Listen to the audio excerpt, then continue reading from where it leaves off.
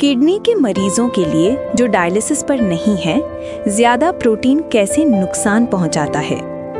जब किडनी खराब हो जाती है, यानी किचन का ड्रेनेज सिस्टम आधा जैम हो चुका है, ऐसे में अगर आप ज्यादा प्रोटीन खाते हैं तो दो बड़े नुकसान होते हैं।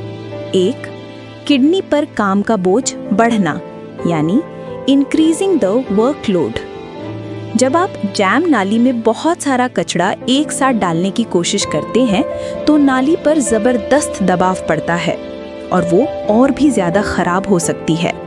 ठीक इसी तरह जब आप ज्यादा प्रोटीन खाते हैं तो ज्यादा यूरिया बनता है।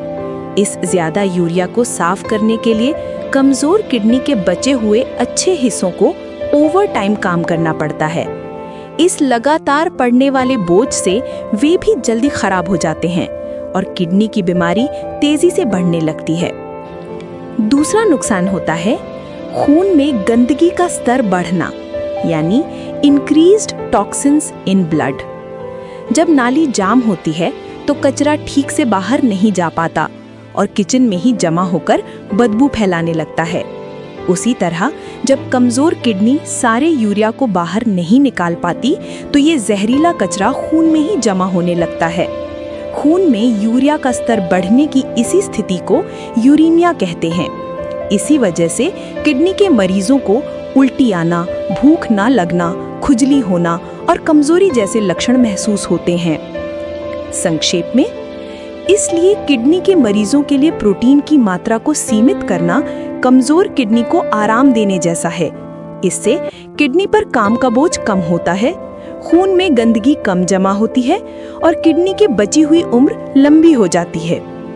सबसे जरूरी बात, किडनी के हर मरीज के लिए प्रोटीन की जरूरत अलग अलग होती है। यह किडनी की बीमारी के स्टेज यानी स्थिति और इस बात पर निर्भर करता है कि मरीज डायलिसिस पर है या नहीं। इसलिए अपनी डाइट में कोई भी बदलाव करने से पहले हमेशा अपने नेफ्रोलॉजिस्ट या रीनल डाइटिशियन से सलाह लें। यहाँ दी गई सभी जानकारी केवल शैक्षिक, सूचनात्मक और किडनी स्वास्थ्य के बारे में जागरूकता बढ़ाने के लिए है। किडनी से जुड़ी किसी भी समस्या या लक्षण के लिए एक योग्य नेफ्रोलॉजिस्ट यानी किडनी विशेषज्ञ से सलाह लें। कृपया खुद से कोई इलाज ना करें, क्योंकि सही कारण जाने बिना इलाज करना नुकसानदायक हो सकता है।